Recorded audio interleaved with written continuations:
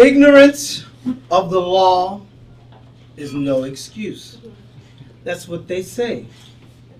But what, pray tell, is ignorance of the crime itself? What's the consensus with that?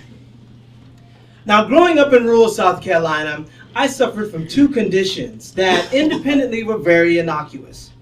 The first, I was a bedwetter. The second, I suffered from something that I can't help but call sleepwalking, but it doesn't exactly fit. If you're ever up late at night and you're watching WeTV on the Hallmark Channel, somewhere in between the Golden Girls and the Nanny Marathon, look for a Lunesta commercial. And listen as the announcer tries to quickly go through some of the side effects of taking Lunesta. People who take Lunesta have been known to sleepwalk, eat, drink, drive, and operate heavy machinery while still asleep. I invented that in 1985. So when you put those two conditions together, it made for the perfect storm. My mother would wake me up in the middle of the night to use the bathroom in order not to wet the bed. And apparently, this is what they report to me, because I was never aware of anything that happened. I would present to be conscious, alert, and responsive. My eyes would be open, and people would think I'm actually awake, but I'm actually still asleep.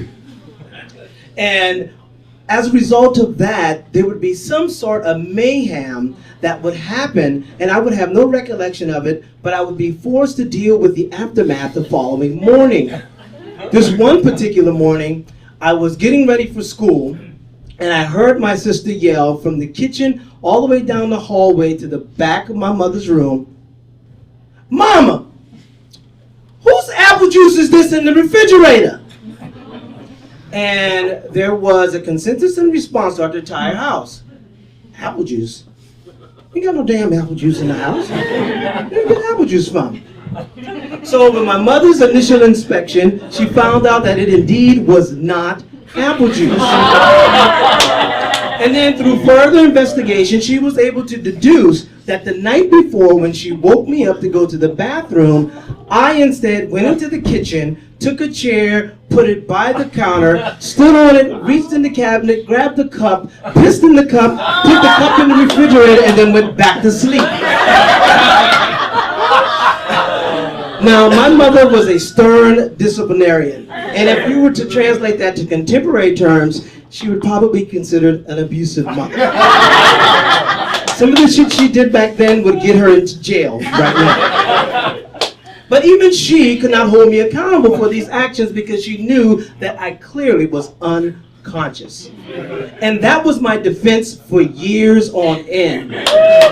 But just like any other games of numbers, eventually your luck will run out. And then on this one particular night, my number came up. The night started off badly. Apparently, it was one of those nights where my mother went out, which was a rarity. And being the mama's boy that I am, I went to sleep on the couch and waited for her to come home.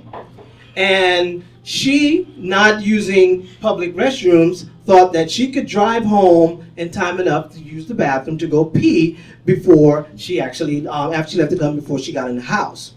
And apparently her bladder was on a different timeline. So she says to me as she was running in the house, she ran up to the front door and she started digging for her keys, and keys do what they always do at this time, they abandon you. They run around in the bottom of your bag as to mock you. So she couldn't find her keys, and she's banging on the door, "Wake up, Sheldon, wake up, wake up." And she said, I got up, I walked to the front door, and I looked her in the eye, and she said, "Open the door, I gotta pee." And to which I responded, and I closed the curtain, and I went back to sleep on the couch.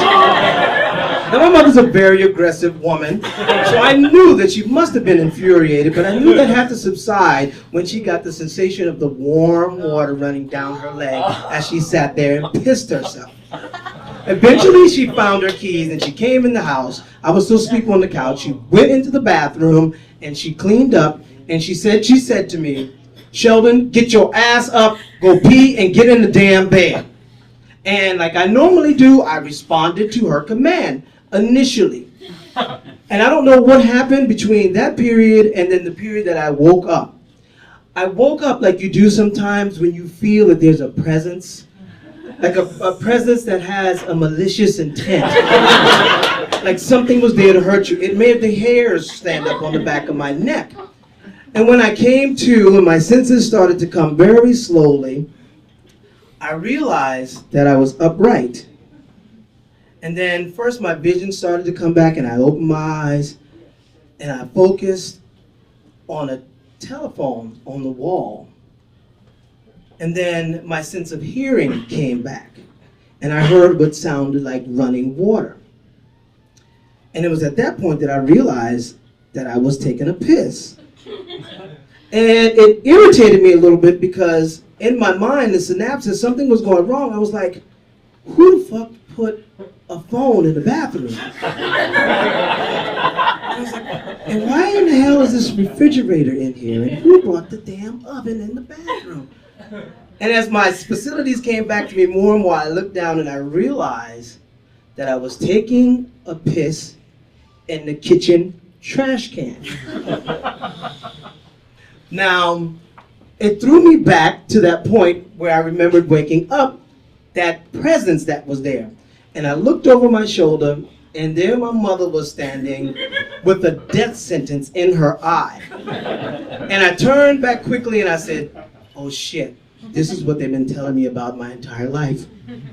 And I knew, because of that ocular transaction that we had, that she knew that I was very conscious and very aware of what I was doing.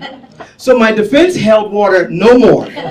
So I stopped in midstream and I started to think, how in the hell am I going to defend myself this time? And then this little voice started coming up in my head. Employ the Socratic method. Employ the Socratic method. Employ the Socratic method. And then what I realized is I had went from being arrested to making a plea to doing a testimony, being cross-examined, and I went straight to my closing argument.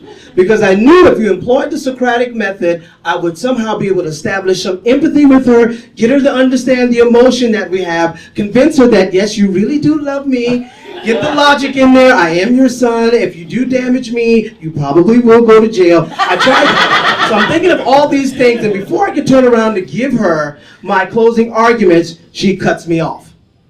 She says, take that damn trash can outside, clean it up, and get your ass back in this house. Now, I was very happy to have that expedient judgment because I was afraid the longer she thought about it, the worse the consequence would be. So she made me go outside, which in of itself was the punishment because she knew I was deathly afraid of the dark. So she made me go out in the dark and clean this trash can out in my skivvies. And when I came back to the door, she had locked the damn door. And I was beating on the door. And she finally came back, she opened the door and she said, Sheldon, don't let this shit happen again. And from that point on, I no longer sleepwalk.